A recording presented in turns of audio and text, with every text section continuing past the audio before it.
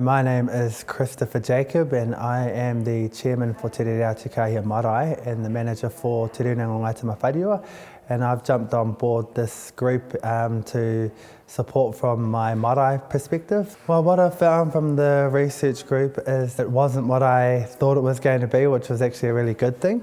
I thought it was going to be a very tense situation between cultures given the history of our town and what's happened here. Initially I thought it was going to be a task that wasn't going to move forward. We started this off as complete strangers from, it felt, two different foreign worlds to a point where now, only after a short few months that we've come to this space where we feel like family. So I initially became involved in the research project with Tessa coming to meet me at the community centre and highlighted, what the project was about. And what the purpose of the research project was. So my experience with the research project has been very collaborative, and it's been very heartwarming to hear a lot of the stories that have been shared throughout the community. My knowledge of the Katikati community is a lot broader than I initially thought. I thought it was quite a sort of sleepy town and not really a lot happened in Katikati, but through the research project and hearing the stories of the people that are involved has really given me a greater depth and a greater sense of knowledge of, I guess, the vibrancy that's hidden away within Katikati that you don't initially see from the outset. It was actually quite scary because I had no idea what I was coming into. I could see some huge disconnects, and so that became a challenge. It became a nice challenge to be able to yield people together. A huge honour, to work with the Tongan community, the Indian community, and especially the mana whenua, the Māori community here has just been, invaluable. Kia ora tātou, o kere mā purukamu no te hapu tamaiwhariwa, tēnei e kororo mai ana. A tēnā koutou. Tēte au o ngā kaumātua I runga tēnei marae o tātou. I found the journey very challenging, especially as I'm an educator. I've asked many questions with the teachers as to how they feel about combining with Māori and actually teaching Māori at schools, and I'd like to see more notice taken of Māori activities around the place, more recognition of Māori. At the moment there's what we call 4 pioneers, Gladstone, Stewart, Olgan and Macmillan, and they recognised in both schools. That's the college and primary. They have forgotten one pioneer, and that was the first pioneer that were here. They were Māori. They were actually here first, and they should be part and parcel of recognition within the schools as well. I, during this process, have been experienced to full-on racism towards Māori as an intermediary, and unfortunately that was a learning. We talk about racialism and so forth, and it's only, we talk about it happening overseas. It's happening here. One way of fixing it is getting together as a community to work as kotahitanga or as one unit. I would like to see Māori coming into the what can we do space, and I want to find a way to ask them that. I want to walk hand in hand with anybody who wants to walk hand in hand with the goals that come out of that in research. And I think the work that's been done will have advantages way into the future. The fact that the marae here is so welcoming, is a great start. Before the meetings were held here, before I came down to the whakakai, there was a perception as, will I be accepted? Am I going to meet protocol? It was quite relaxed and it was all very welcoming, and it was quite easy to feel accepted. And even today, down here at the whakakai, it's been like you're part of the whānau. It wasn't just like a token gesture that you were inviting, the Māori culture or the tangata whenua. It was that, we want to immerse ourselves in your culture and your experience and really know firsthand what that culture is like. When it comes to, I guess, ensuring the ethnic communities feel welcomed in Katikati, that all groups are represented and that there's no one that's left out or missed, I guess, in that process, because the research has been very, I believe, comprehensive. It's really going to complement what the Welcoming Communities Initiative is. The importance for me to have the reference group here at Te Rere Atukahi Marae was an old saying, a tree is known by its fruits, And if the fruit is not looking healthy, there's an issue at the root. And it was always, it couldn't be any other way but to come back to this place, to this marae.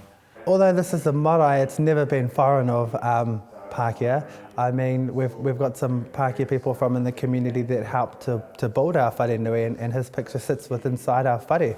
So I think what's different now is that people, as opposed to feeling scared and standing outside the gates, they're more inclined to come up to us and ask us, hey, what is the process here on the marae? It's made it better in the fact that our whānau feel like through this relationship that's been struck up, that they feel like they are a valued members of the community and they're not being looked at like, what are you doing in this part of town? You know, because they've always been used to being confining themselves to one space, that going into the town, it's been a bit foreign to them because that's where they're just under the understanding that they hang out down here and everyone else hangs out everywhere else. Tessa is a Pākehā leading the research. It could have been seen as, who is this Pākehā that's rolling into the marae here to tell us how we ought to do things? Or you could look at it as, wow, there's a European Pākehā person that is deeply interested in our well-being and is prepared to put it on the line. So what's happened is that it's really created and strengthened relationships between not just us as people and the things that we do, but also within the roles that we have in the community. So I mean, for me to be talking to the council to get support from them for a Māori issue, I wouldn't have ever actually have gone there. But through this process and through working with one of the councillors, David, we've created a platform where we trust, and we've come into it with an honest whakaaro and knowing what we're doing. I mean, there have been situations that we've found ourselves in as Māori that we've needed support, and I can ring David and he can have that situation sorted for us and our people within moments. You know, whereas before it might have taken us months just to get a meeting. Those outcomes of the community getting together many times, but particularly for the young people, you know, because I think they were isolated and lost, and, you know, very difficult to some of the issues and not easy to solve, and got historic, you know, problems from way back. But I think it's the first step. I think the things that have helped to achieve what's gone on is that the open-mindedness of everyone involved. They've actually come into this project with an open mind and with the mindset of trying to find the solution to bring us all forward, because we've been stuck in a situation where no collaboration has taken place, where there's been no trust, so we haven't engaged in kaupapa on either side of the fence. We've all kept our own things. I feel more confident in myself. I mean, we've built up a friendship here. It's a little family that we've built here, which can only grow from here. And if we can grow the community the way that we've grown together as a small group, we're going to be a force to be reckoned with. I'm overwhelmed with the way in which this group has worked. This journey's been a great journey as far as I'm concerned. My last words in closing will be, I'd like to thank Tessa McKenzie, of course, because of her leading the research in this project and bringing people together and making people feel comfortable and comfortable sharing, and where some of the participants would maybe not normally do that, but this has allowed people to share their voice, have their voice heard, and that's going to be reflected in the research for, I believe, generations to come. When you're dealing with a total community, it's important to have the voices of all community, and it's important to have background to describe that whole feeling of what it was like as a researcher. It was scary at times, but hugely there was a lot of hope attached to it, because you could see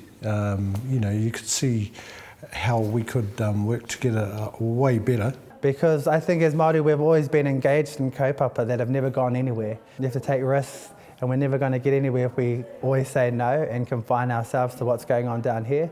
I know personally and from our Māori's perspective that it has made a difference. And the ripple effect that I believe that it will have is people will become, more open. It'll break down walls. People will become more comfortable approaching different ethnicities and become more aware of one another. With our young people and folk like Nolene being given that the permission really to go out and express herself and to go and, and to do a lead. And I was just absolutely amazed.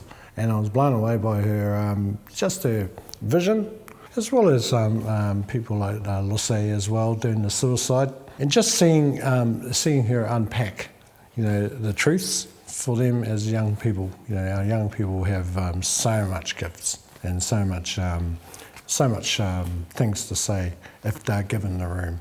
What I would like to see going forward is actually a forum like this to continue going on, where members of the community from all different backgrounds meet, once a month or, once a fortnight. And now we just need to grow it. Welcome more of our community into the whānau, no matter where they're from or who they are. And if we communicate with each other, then it'll be for the betterment of everybody, and we can row this waka forward.